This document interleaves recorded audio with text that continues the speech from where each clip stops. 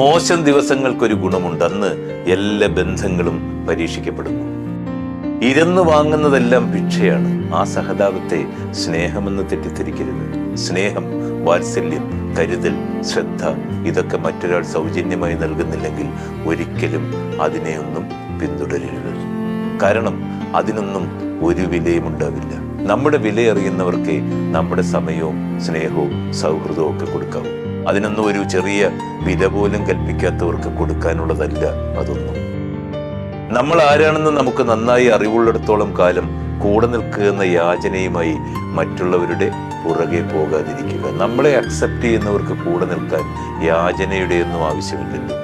ഉപേക്ഷിക്കപ്പെട്ടിടത്ത് അപേക്ഷിക്കാൻ നിൽക്കാതെ തിരിച്ചു നടക്കാൻ ധൈര്യം കാണിച്ചാൽ ഒരു കാലത്തിനപ്പുറം നമ്മൾ ഇന്നെടുത്ത തീരുമാനത്തെക്കുറിച്ച് അഭിമാനിക്കാൻ കഴിയും.